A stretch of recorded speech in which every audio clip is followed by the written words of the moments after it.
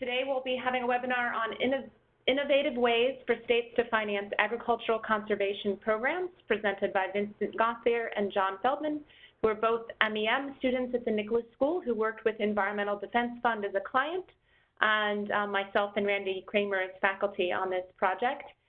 Vincent is now with the UN Global Compact, and John, I think, is still exploring. We'll hear from them in just a moment. Just one note about upcoming NESP webinars.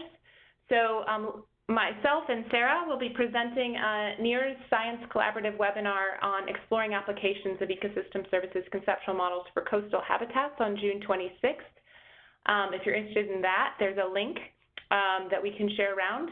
And also, the NESP will be hosting a webinar later this summer on the recent IP BEST report. There are two of the report co-authors, Alex Faust from Duke and Stephen Pulaski from the University of Minnesota, will be speaking about the report and what it indicates for the state of the world's biodiversity and ecosystem services on August 1st. And again, you can register at the link here. It's also in our newsletter, and we can share that around. All right, now I'm going to hand this off to Vincent and John, and please do put your questions in the chat box. Thank you.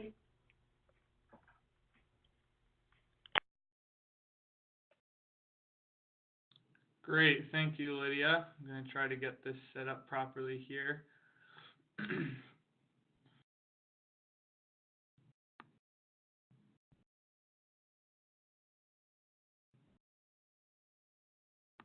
Okay, so I think you should be seeing my screen. If not, please let me know. So thank you to Lydia and Sarah for the introduction. We're very excited to be presenting to all of you today. Thank you all for tuning in.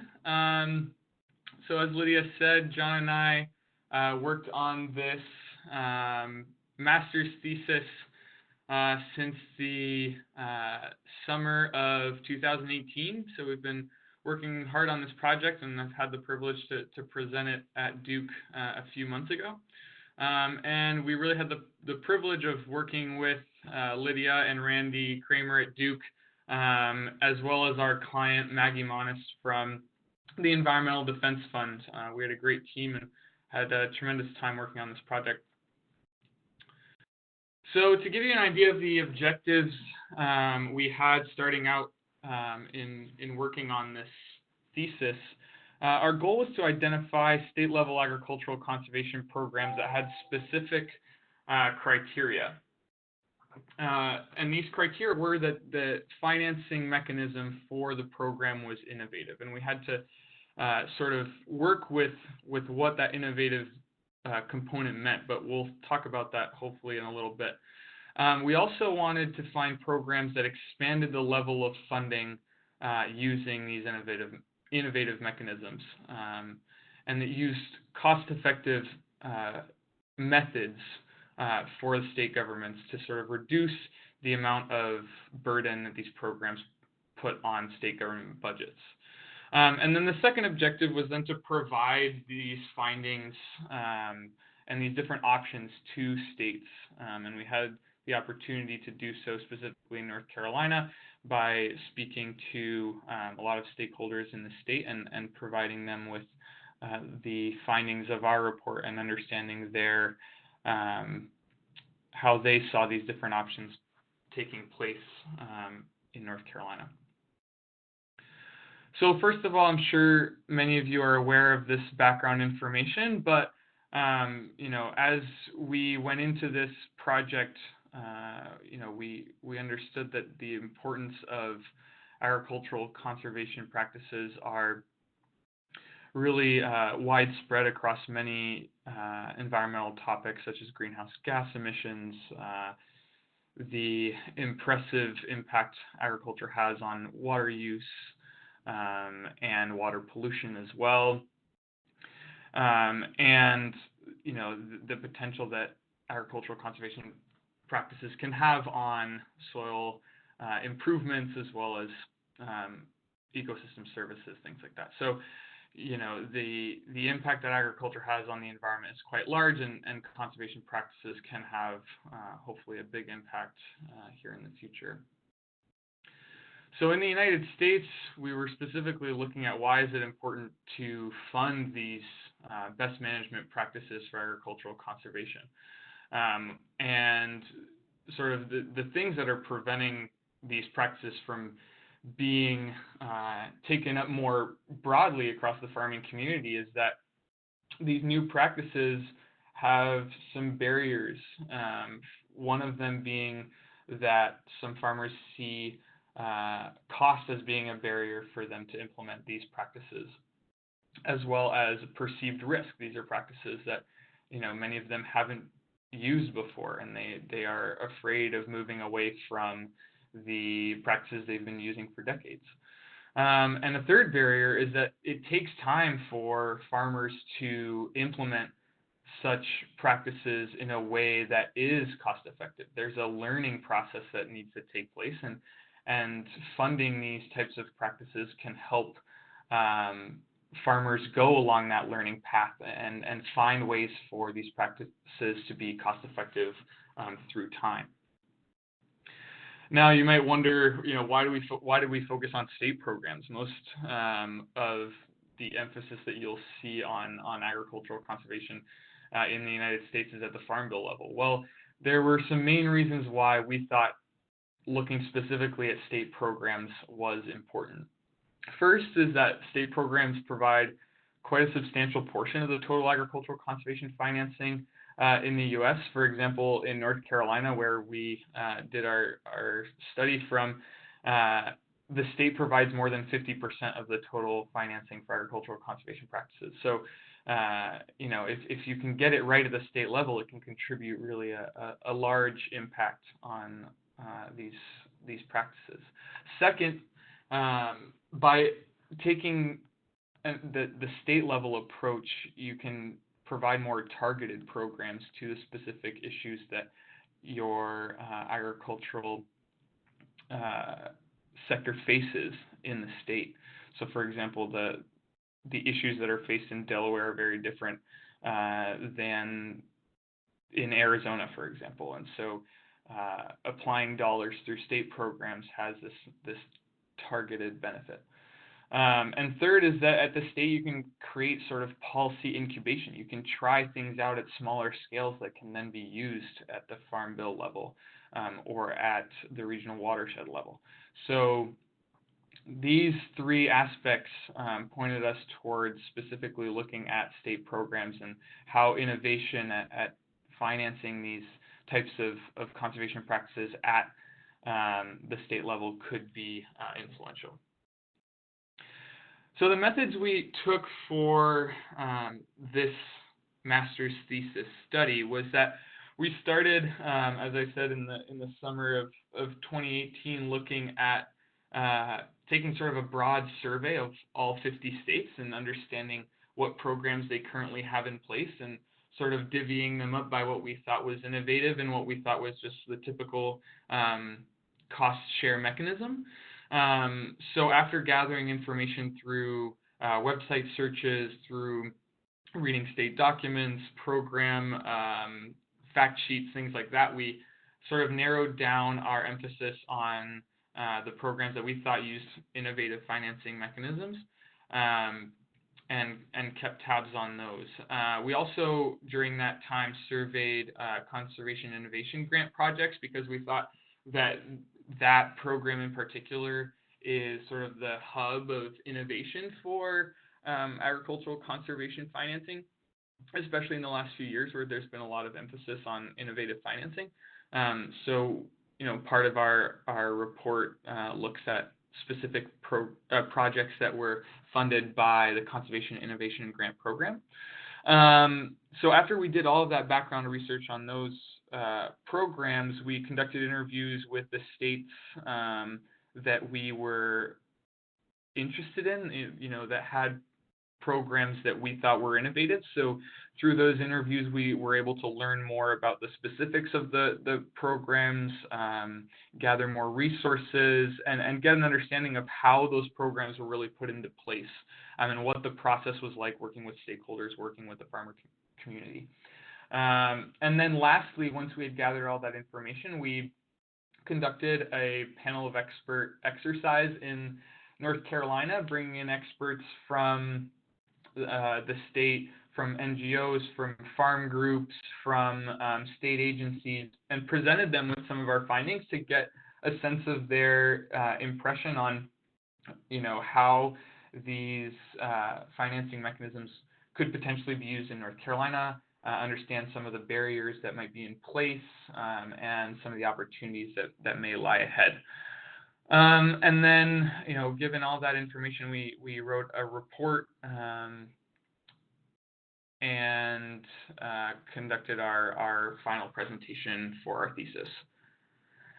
So I'm going to dive into the findings of our report. The way we're going to do this is sort of give you a little bit of an overview to start, and then we'll dive into 4 specific examples to give you an idea of what is out there in some of the programs that we thought were most interesting and could be potentially brought into other states.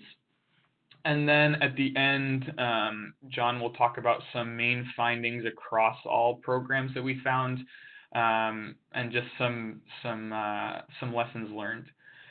So across our research, we specifically targeted 15 sample innovative programs that we thought were really provided a good example of what is out there when it comes to innovative financing for agricultural conservation at the state level. So as you can see on the map here, it's pretty widespread throughout the country, these sample programs that we looked at.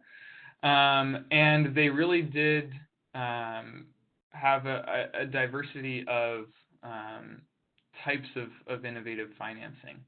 And we specifically broke the types of innovation across 2 topics. One being innovation at the funding source level, which means the innovation is coming by the way that the state is raising money for the program.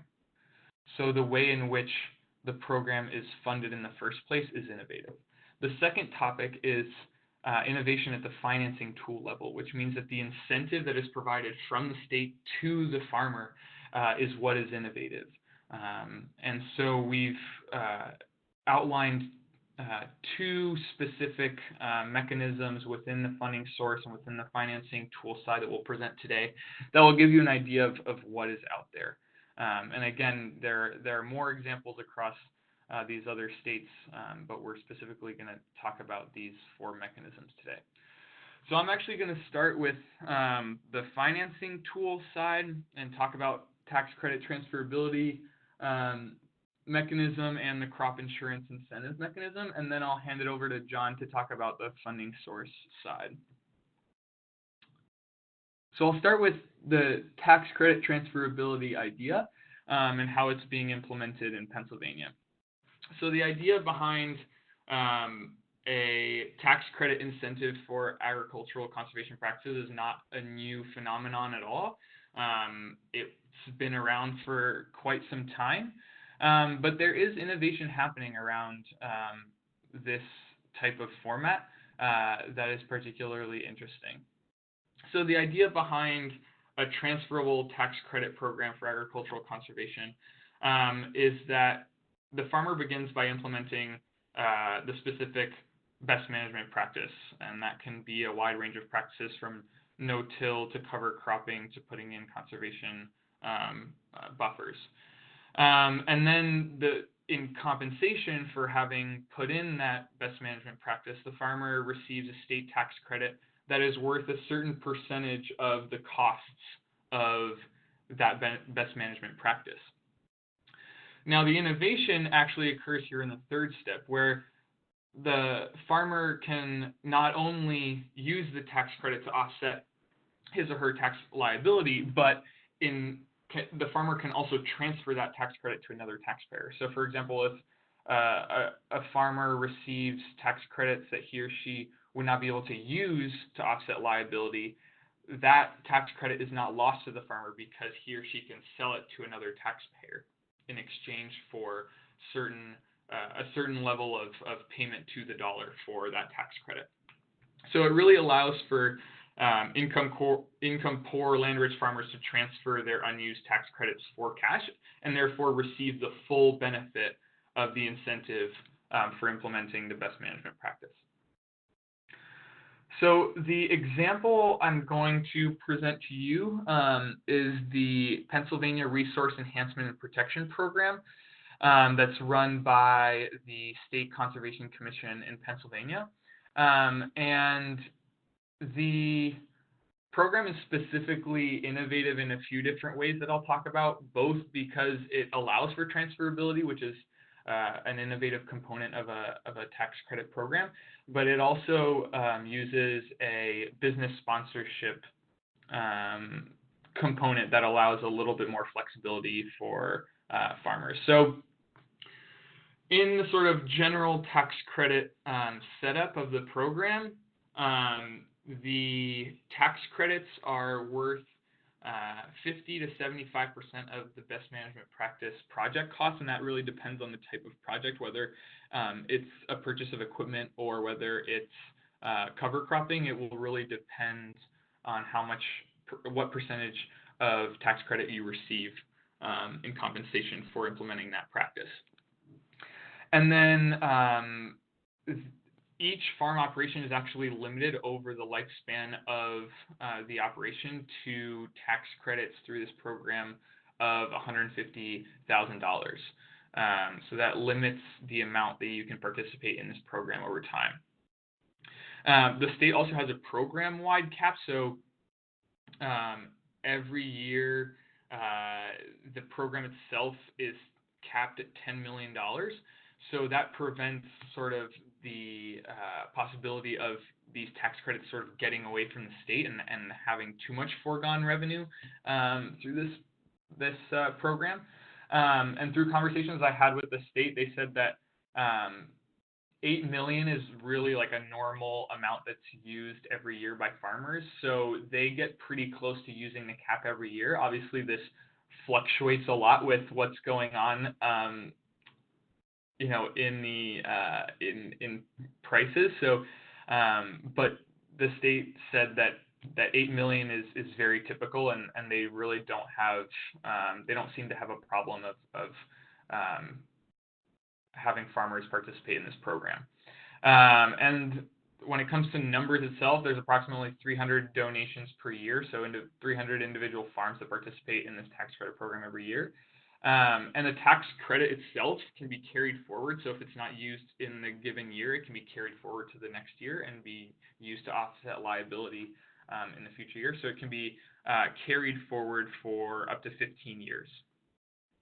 When it comes to the actual transferability of the credits, the farmer must wait a year after receiving the credit for the best management practice before selling it to another taxpayer. So it causes a little bit of structure there, but after that, the farmer can use it at any time to trade to another taxpayer. So sort of an innovative part that the state of Pennsylvania includes into this program that we didn't see in any other state was that they used a business sponsorship component as well. So the farmer could, participating in this program, could partner with a local business that could help finance the BMP project in exchange for the tax credit. So a local lender could help provide some of the upfront money for the project, and in exchange receive the tax credit that is the incentive for implementing the BMP. So the state said that the reason for that was that certain groups within the farming community in Pennsylvania were more willing to participate in this type of project if they could do it directly through their local lender and not actually have to deal with the state when it comes to the tax credit. They get their funding from the local lender, and then the local lender receives the tax credit from the state. So some farmers were just more comfortable with that setup, and that's why the state of Pennsylvania set it up in this way. So that's the tax credit transferability. And we obviously saw this occurring in other states as well. The tax credit programs are present in Virginia and Colorado, Georgia, and a few other states. So now I'm going to move on to another innovative financing incentive for farmers that is sort of one of the most, perhaps the most innovative setup we saw throughout our research. It's pretty new and quite exciting. And this is a cover crop insurance incentive that's started in Iowa. So the idea of this model is that when farmers implement cover crops, that increases soil resilience, reduces the risk of crop failure by having healthier soils, a healthier system for growing the crop, and therefore if there's lower risk for crop failure by implementing cover crops, then the farmer should be incentivized through a reduced insurance premium. Because insurance premiums are basically, based on the risk of failure. If the risk of failure is reduced, then the premium should be lower as an incentive. So this idea is being tested out currently in Iowa as part of the cover crop insurance demonstration project, and that's a collaboration between the Iowa Department of Agriculture and Land Stewardship and the USDA Risk Management Agency. And the goal of the project over 3 years is to sort of demonstrate this mechanism and gather data on whether cover crops actually does lower risk of crop failure over time, and then determine whether this type of incentive through the crop insurance incentive is an effective mechanism in comparison to the traditional cost share system. So the way this is set up is that farmers participating in the program get a $5 rebate per acre of cover crop sowed. So for every acre participating in the program, they receive a $5 rebate on their crop insurance. And there's no limit for each individual on number of acres. However, the restriction is that the acres participating in the program can't receive federal funding as well, so it has to be only receiving an incentive through this program. And the way it's set up right now is that the state actually is repaying the risk management agency for each $5 acre. So the risk management agency isn't actually seeing a $5 reduction per acre because the state is the one actually financing the incentive.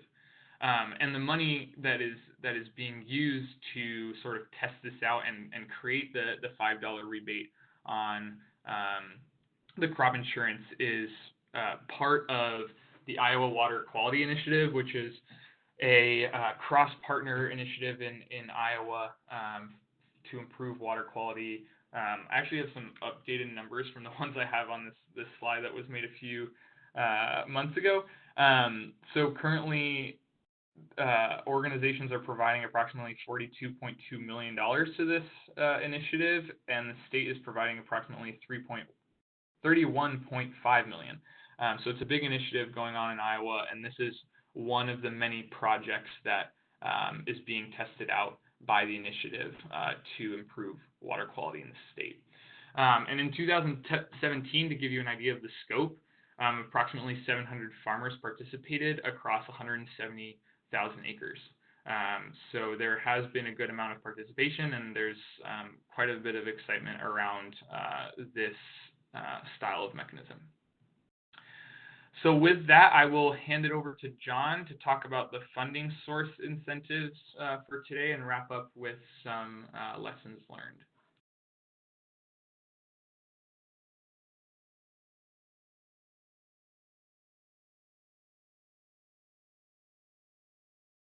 Okay, thank you, Vincent. Just waiting for the next slide to show up on my screen.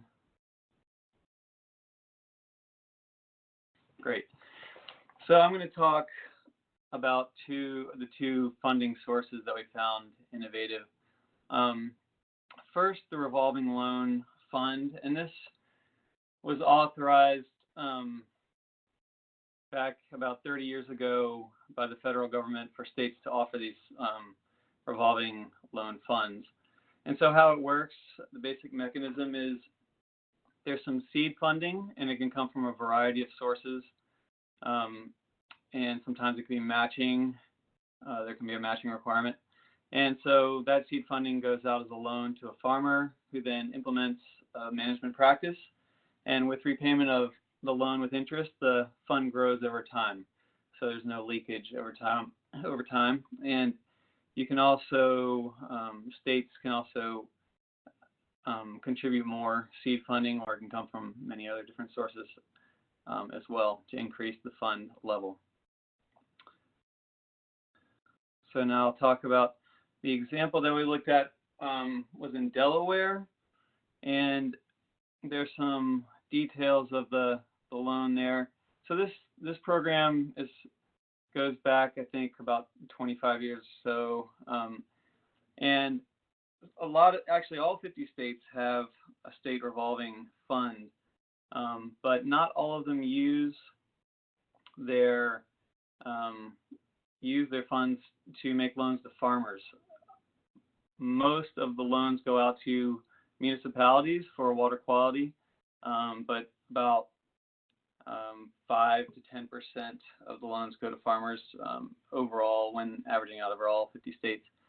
So in Delaware, they have an agricultural non-point source program, and of course, in that state and in that area, there's a lot of concern over the Chesapeake Bay watershed and the water quality in that watershed. So this is just one of the programs that was designed to address the issues there. So the loan details that you see there are typical for these sort of loans in this and other states. They range, but these are things you'll see in other states as well, approximately. So 7 to 10 year loan terms, and covering 50 to 75% of certain practices or equipment, and then usually it is lower for permanent structures, the percentage that is provided in the loan. And so initial funds for this one came from the Clean Water State Revolving Fund. And so there's another reseeding that went on in 2017 as well from the 319 grant. So the innovation in this example came through in basically the revolving fund mechanism is innovative, we think itself, but Delaware this program requires that each farmer, in order to be eligible for the program, they have to have a contract with one of these integrators, so that you see on the left, and these are poultry integrators. The state, the main business in the state for livestock is poultry, and so what the state requires is that these integrators sign a memorandum of understanding, so an MOU that basically guarantees repayment of the loan, so that eliminates risk for the state, and in case of retirement or some sort of change in ownership of the livestock operation. So that is a good way for state legislators to rest at ease that this fund will grow over time, regardless of potential default rates of loans. So you see on the right there the breakdown of the loans that have occurred in Delaware, and that's just really due to the fact that poultry is the main livestock in Delaware. And so just to say, there have been about 850 loans or so over the lifetime of this program, and when we talked to the implementers, they said there are only a few loans, a handful, 5 to 10 loans out at the moment. So we're going to come back to that in lessons learned, but just to mention that as an example of subscription rates being a challenge that a lot of these programs face. Okay, so I'm going to move on and talk about the double dividend mechanism. And so this term, double dividend, some might recognize we kind of co-opted it from an environmental economics concept, which basically in our definition, we are using it to describe where a fee or tax is collected on something that's harmful and the revenue is used to benefit the environment. So in that case, you're limiting something bad and augmenting something good, and that's the double dividend terminology.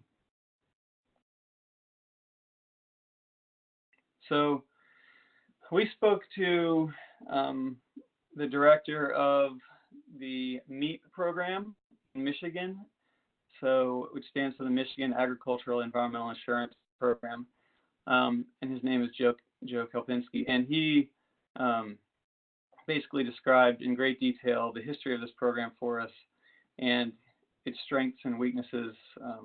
So we learned a lot from this example. So as you can see, he and the program implementers in general really branch out and try to include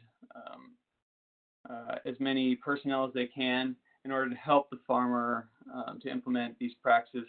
Basically, what this mechanism is, I should say, is so it's a certification program in the end. So that's what the farmer sees. The farmer can be certified, and they get a sign put out in front of their farm, and they can advertise this. And the sign looks like we see on the right there.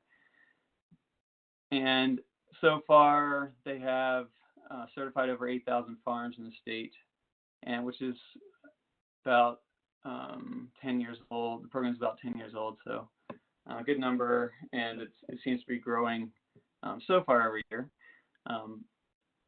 So the funding side of things started out in early 2000s with an EPA grant, 319 grant as well, and it has grown due to these fees that are placed on fertilizers and pesticides. So for every registered pesticide in the state, a $270 fee is collected annually, and a $1 per ton fee also, a fertilizer sold. And then they have a restricted source from the general fund as well. And this adds up to about $7.5 million currently for the program in terms of funding level.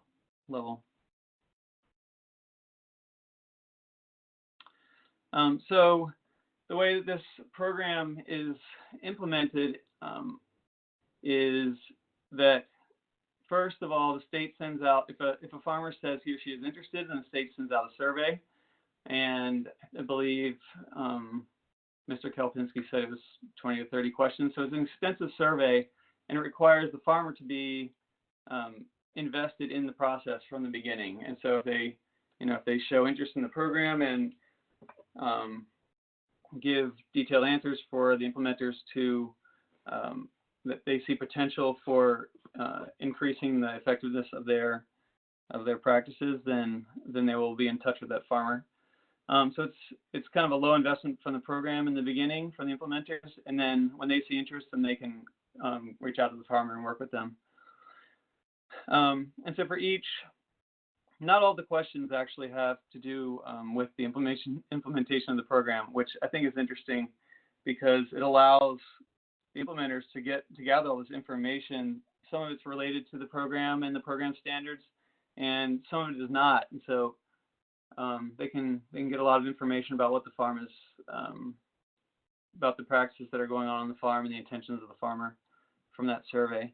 And then so they look at the survey and they assess a risk level to each of their standards, and I believe there are 8 to 10 standards total for the program. So if a farmer would like to be certified for a certain standard, then the implementers will work with them in order to help them meet that standard and help them, it can take 1 to 2 years, I think Mr. Kelpinski said. So this is something I really like about this program, and Vincent and I like, is that the implementers are there with the farmers over the course of the time when they're trying to implement this practice, and they help them along. They send technicians there, and they give them feedback on how they're doing.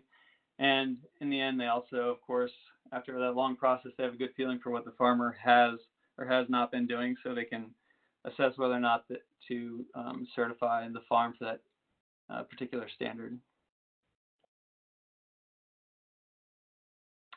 Okay, so we've mentioned some of these lessons learned over the course of this webinar.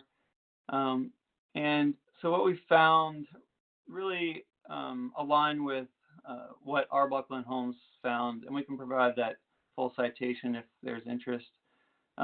So first, that a lesson learned from talking to state implementers was that larger farms are less likely to enroll in these programs, and that can be, for a variety of reasons. They have, a nice loan structure with a low interest rate, and they'd rather just implement a practice using funds from that loan. Also, to simplify their balance sheet. There are a variety of reasons why a larger farm might not be interested in increasing paperwork and regulators assessing their practices. So, and of course, this what we've been talking about are all voluntary programs. So, so they don't have to enter the program. So, also the last two have to do with cost share and competition with cost share, and this came up over and over again when talking to implementers, and that is that for the simple structure of a cost share, farmers, seem to rather have enter some program that has that structure. So it's easier to understand. They know what they're going to get. It's it's year zero. They know their what the interest rate is going to be in year zero. So they are rather than entering into some complicated program, they will either go with a cost share support, or they'll just wait for it over a number of years. And something that I think and that we thought might be interesting is to show a farmer or do a study on how waiting to implement that practice is also going to affect their bottom line. But nevertheless, they're still interested in waiting for that support.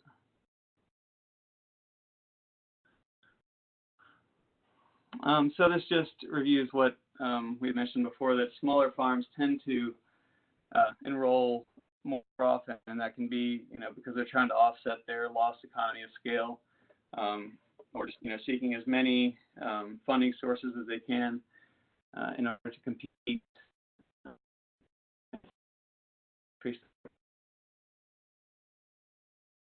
Is the average farm size that participates in over 1,000 acres.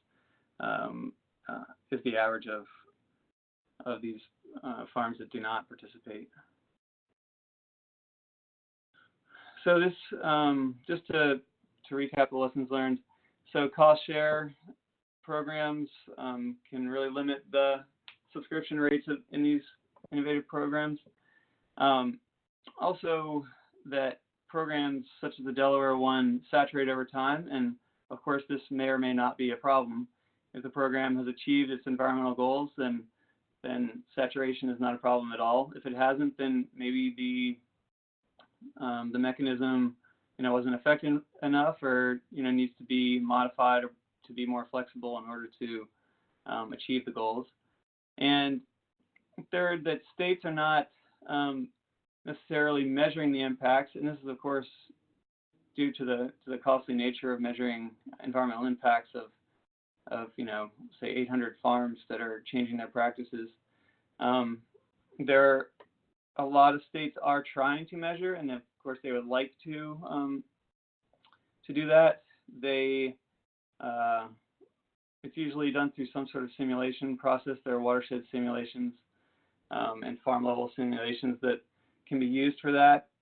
In speaking with implementers, it can be difficult to tailor that to a certain watershed. So there's some general tools, but if you're really looking for specific environmental impacts in your watershed, then you'll have to do a fair amount of work in order to come up with decent estimates of the impacts there. And so we spoke with a lot of implementers that were not aware of doing. And they also expressed interest in hearing, the findings of our report. So this was a big incentive for us to find as much as we could about what states are doing in order to help this line of communication between states, just to see, so they can see what other states have been successfully using or not successfully using, so to learn lessons there and to inform what they can do in their own state.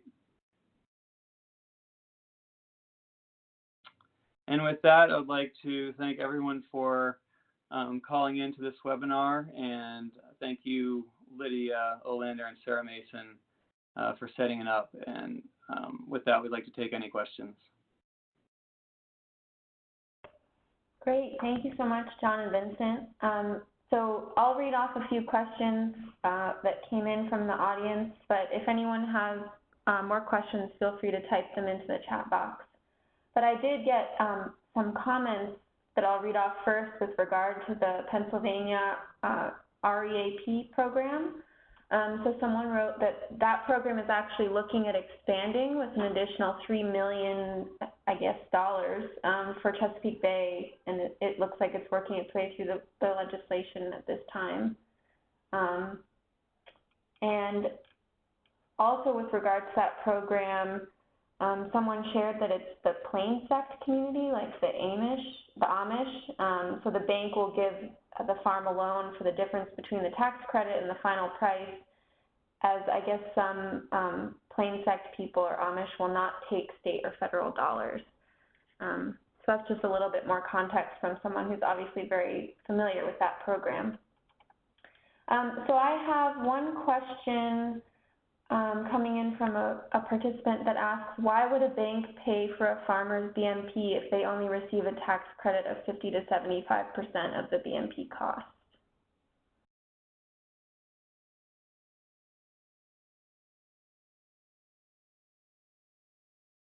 Hi, this is Vincent. Sorry, it takes me a second to unmute. That's a question we actually asked a bunch of the implementers, and from what they understand is that those tax credits can be somewhat manipulated by the banks in a way that is profitable for them, and the farmers that participate in this way through that program in Pennsylvania, they have long-term relationships with these bankers, and so these are, these long-standing relationships involve many loans over time, over the time of the farm's operation, and so,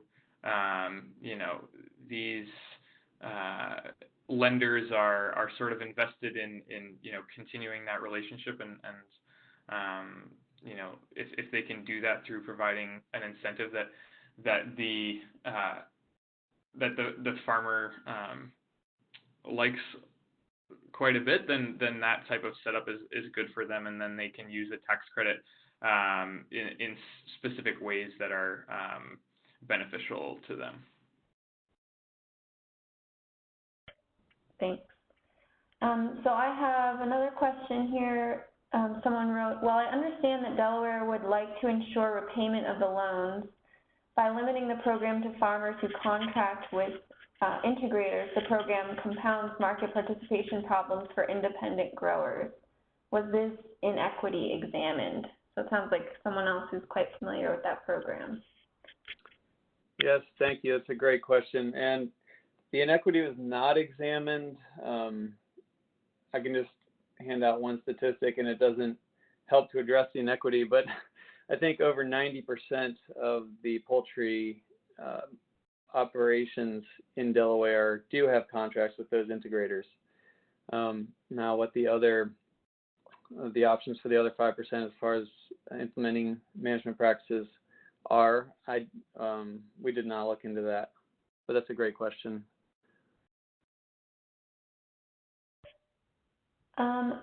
I have another one. Someone asks, what was the incentive for private organizations to help fund the Iowa cover crop insurance program?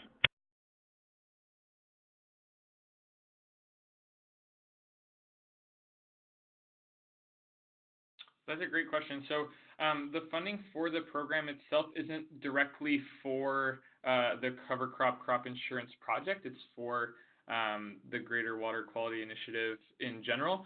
And I'm pretty sure those are all just grants from organizations for improving water quality in the states. That comes from nonprofits, from philanthropic organizations. That's my understanding.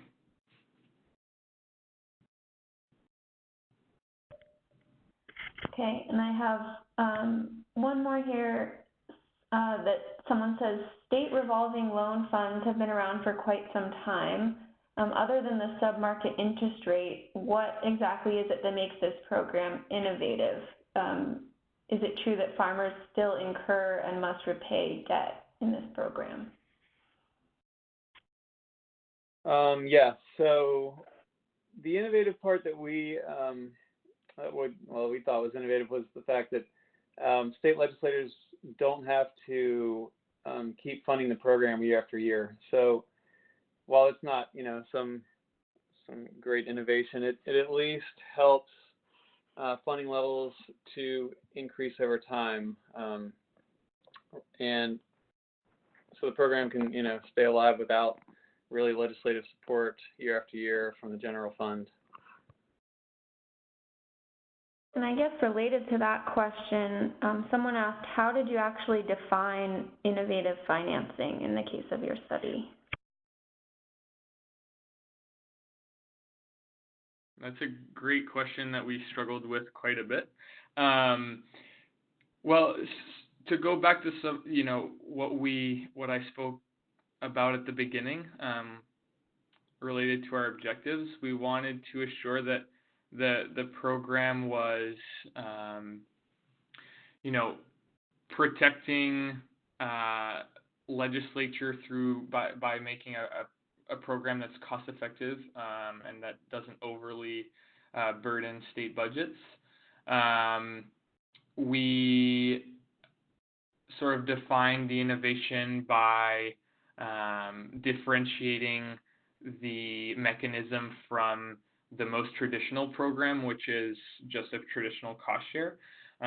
So any type of incentive that actually asked for repayment or provided some type of incentive that was not just purely I am paying you to put in a certain practice was what we considered innovative. But if we were to continue this research or take it to a different scale, we would probably set a finer boundary. But as we were sort of unsure what we were going to find when we started this, we sort of kept it pretty broad and used our own judgment on what was innovative and what differentiated those programs from the traditional cost share mechanism. And then I have a question here asking if you could talk a little bit more about your engagement with the North Carolina stakeholders. So what kind of insight did you get from talking with the stakeholders in North Carolina, and was there a certain type of innovative funding that they were most interested in? Yeah, that's a great question. So the way we set it up was we tried to get a diverse group of stakeholders that, played a part in the, policy side and had a wide range of experience throughout the state. And we started by just presenting to them some of the options that we discussed today, as well as some others. And, throughout that conversation, they had a lot of questions about the specifics and all that. And then we broke it up into groups and asked them to specifically look at one policy option and discuss what barriers and opportunities they saw in implementing that mechanism within the state of North Carolina. And the outcome of that, I think, and John, you can feel free to add as well, is that, each state has a very different agricultural system that has its own, barriers to these projects and opportunities, and the history of policy when it comes to, conservation and agricultural conservation practices plays a big role in that. When it comes to North Carolina itself, I think there were certain things that they saw as barriers. For example, when it comes to tax credits, you can't limit the tax credit options to certain types of farms, or you can't limit it to only some farmers, and then other farmers who don't make it within the program's cap don't have the option just because of North Carolina's state laws. So there were things like that affected whether you could take a certain mechanism and transfer it to North Carolina. I think there was a lot of interest in the cover crop insurance idea, just because the state has certain types of farms that we know would be interested in that type of setup. For example, one stakeholder stated that sweet potato farmers in North Carolina, there's already been a good amount of research on the impact that cover cropping has on yields for sweet potato production. So there could be interest there, and the fact that North Carolina is already growing a lot of winter wheat could be a good way to sort of kickstart the program, because you'd already have farmers that would take advantage of that incentive. So those were the types of insights we got from that process, and I think it helped us in creating the recommendations in our report around just generally how these types of mechanisms can be evaluated as potential options for other states.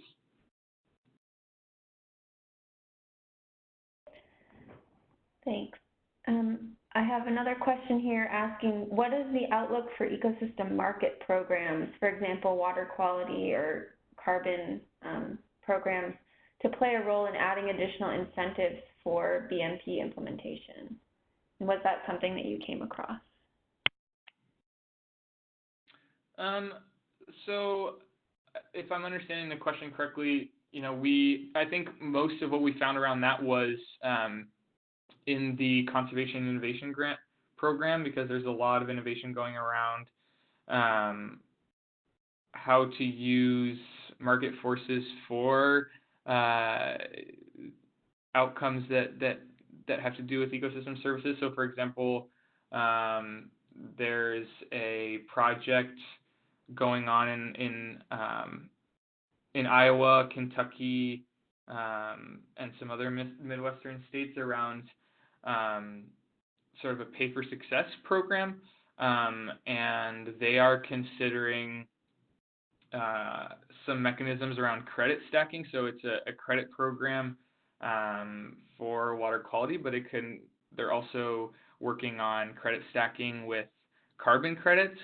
And then the sort of other idea is including ecosystem credits on top of that. So there are ideas there, and some other programs that are considering credit programs that are similar. But I think within the state programs that are currently being implemented, I can't say that there's been that much when it comes to innovation on that side of things. But John, do you have anything to add on that?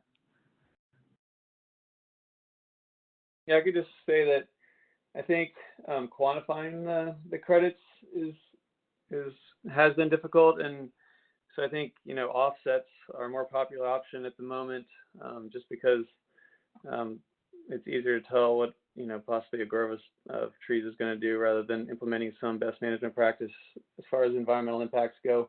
But there are, as Vincent said, efforts in specific watersheds and at larger scales going on trying to quantify credits for these practices, you know, it's going to be pretty regionally specific.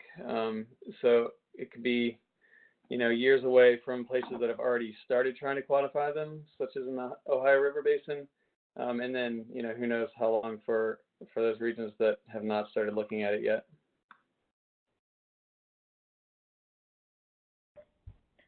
All right, thank you very much. Well, those are all the questions that I have. So I'm just going to send another thanks to our presenters, Vincent and John. Thanks very much for presenting today, and thank you also for everyone else who joined in. And we'll see you on the next NESP webinar.